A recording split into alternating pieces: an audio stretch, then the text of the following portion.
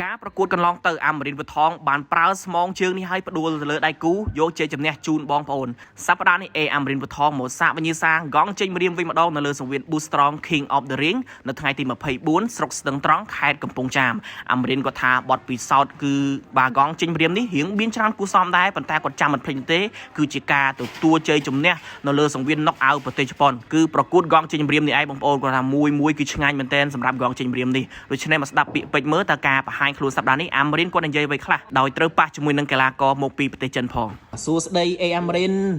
មើលសប្តាហ៍មុនកន្លងទៅលេងអីគេលេងក្បាច់អីគេចេះអូ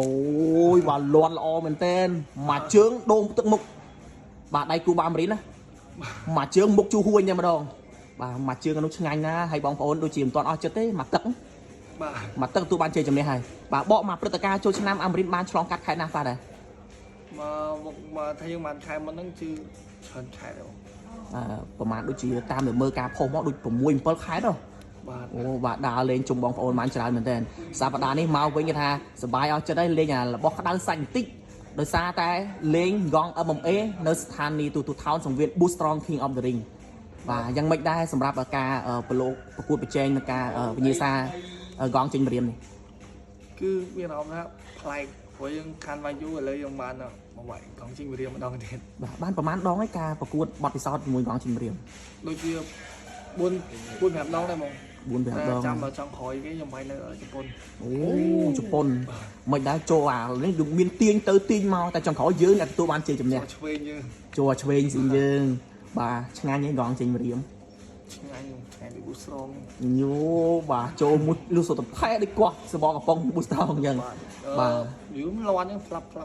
បាទដៃគូរបស់អាមេរិកសប្តាហ៍នេះចេញណាគឺកីឡាករចិនលីទៀនលីងដូចជាធ្លាប់មកប្រកួតខ្មែរយើងនៅ2 3ដងហើយបាទដែលតាមដានការប្រកួតរបស់គាត់ទេគឺមើលគាត់ល្អតែបងគាត់លឿនបាទពីច្រើនកីឡាករចិនគឺលឿនហើយគឺដៃគេលឿនទេបងរួមមកយើងនិយាយហ្មងខាងពួកបងគាត់នៅខាងហ្នឹងគាត់ដូចបែកជាខិចច្រើនបាទគាត់ជិះចូលគាត់លឿនហើយបាទរាងកាយគេក៏ធំគួរសមដែរបាទគីឡូហ្នឹងតែគេរៀងធំត្រូវ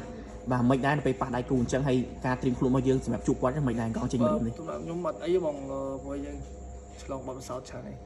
បាទថ្ងៃហ្នឹងយើងមានតែឡើងទៅយើងគឺវាយបើយើងអត់វាយគាត់ទេគាត់វាយខ្ញុំហើយវិញយើងក៏ចង់រក្សាកំណត់ត្រារបស់យើងឲ្យល្អដែរ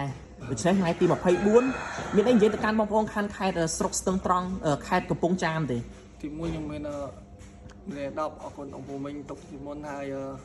ថ្ងៃហ្នឹងក៏ភ្លេចតាមដានទស្សនាមើលផងតើអង្គពុំមិញបានមើលផ្ទាល់ភ្លេចចូលមើល live ថនហើយពិសេសហ្មងអរគុណខ្លាំងមែនតើបងនៅជួមុខថ្ងៃចូលឆ្នាំ3គាត់បានដើរលេងទេហើយគាត់នៅកាពីរហូតខ្ញុំមានតែ10អរគុណពួកគាត់ខ្លាំងមែនតើហើយសង្ឃឹមថាជំងឺអត់មានបៀតបៀនគាត់ទាំងអស់ហើយសុខភាពល្អទាំងអស់បាទល្អមែនតើបាទអរគុណច្រើនអាមេរិនជូនពរធ្វើបានល្អបាទសប្តាហ៍នេះបាទអរគុណ